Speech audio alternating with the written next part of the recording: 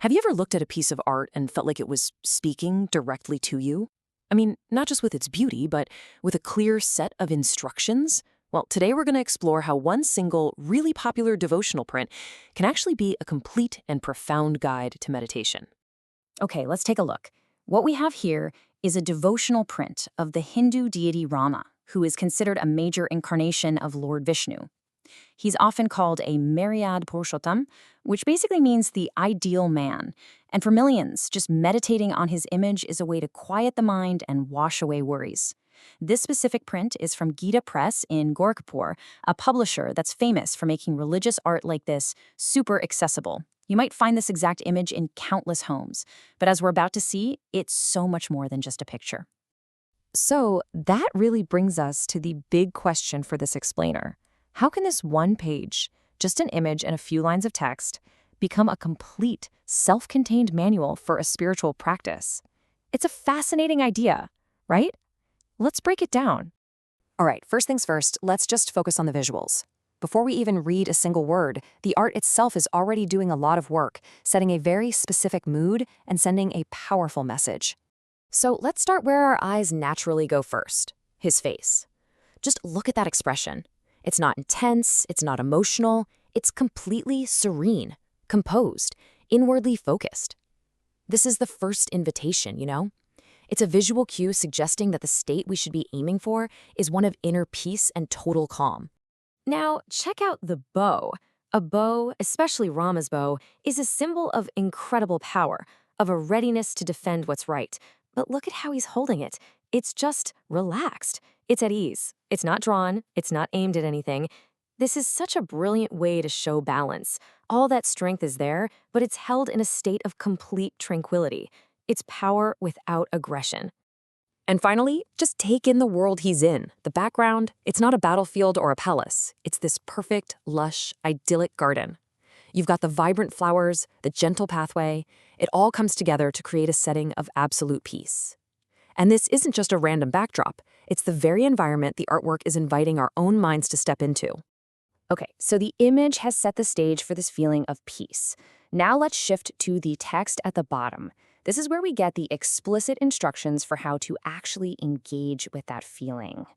The first line is Shri Ramachandra Charnau Manasa Smarami. And that translates to, I remember the feet of Shri Ramachandra with my mind. The key word to hang on to here is manasa, with the mind. So this is step one, a purely mental act, just remembering, just focusing. The second line then builds on that. It says, Shri Ramachandra Karnau Vachasa Grinami. This means, I praise the feet of Shri Ramachandra with my words. And the key word this time, vachasa, with words or speech. See the progression? The practice moves from the internal world of your mind to the external act of speaking or chanting. Then, the third line brings in the physical body. Shri Ramachandra Charanau Shirasa Namami, or I bow to the feet of Shri Ramachandra with my head. Shirasa means with the head. So now the instruction is to engage your body in a physical act of respect and humility. And the whole prayer builds to this final line, Shri Ramachandra Charano Sharanam Prapadye. This translates to, I take refuge in the feet of Shri Ramachandra. This last part, it goes beyond just a single action. It's about entering a state of being. It's about complete surrender, seeking shelter, and it brings the entire practice to a really powerful conclusion. So when you put all those lines together, you start to see this isn't just some nice poetry, it's actually a systematic, holistic practice.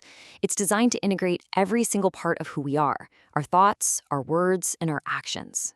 And here it is, laid out perfectly. It's this threefold devotion. Step one, you engage your mind through remembering. Step two, you engage your voice through praise. And step three, you engage your body by bowing.